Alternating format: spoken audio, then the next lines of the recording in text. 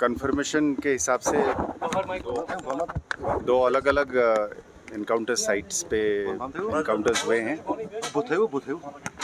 Body की confirmation के हिसाब से 6 आतंकियों का हमारे यहाँ का खबर है। निस्संदेह ये एक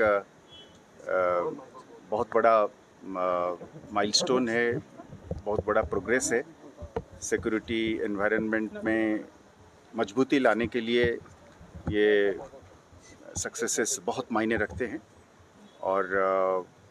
एक सब्सटेंटिव तौर पे भी और एक मैसेजिंग के तौर पे भी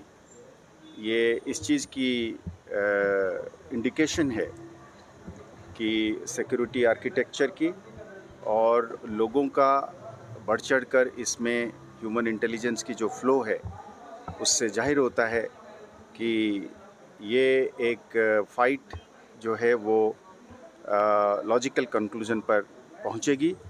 और इसमें लगातार इस तरीके का सक्सेसेस आते रहेंगे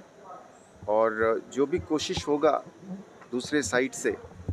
उन्होंने मजबूर हैं अपने कोशिशों से बाज नहीं आने का, पर हम अपनी सिस्टम को, अपना सिक्योरिटी आर्किटेक्चर जिसमें Jammu Kashmir police, Indian army, agencies और सेंट्रल आर्म पुलिस फोर्सेस हैं, सब मिलकर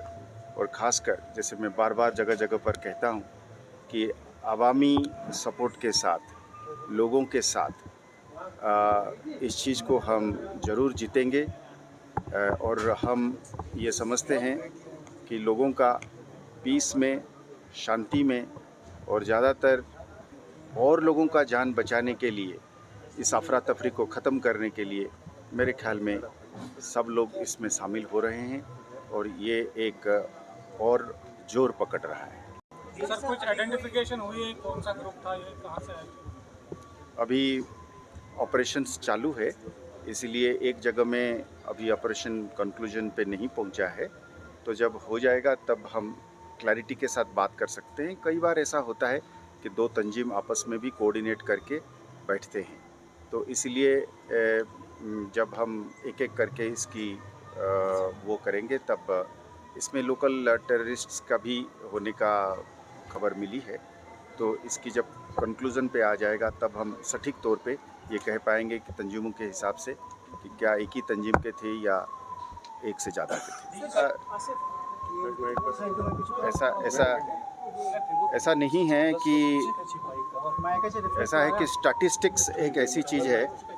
नंबर एक ऐसी चीज़ है जो हमेशा सिक्योरिटी सिचुएशन की पैरामीटर्स को या सिक्योरिटी सिचुएशन को बयान नहीं करती है और पर हम हर इंसिडेंट को, हर एक्ट को बड़ा ग्रेविटी के साथ और बड़ा सीरियसनेस के साथ लेते हैं।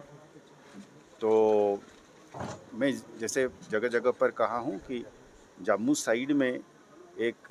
पुराना चीज़ को एक्टिवेट करने की कोशिश है, तो इसीलिए जब एक जगह में कुछ हद तक, कुछ देर तक,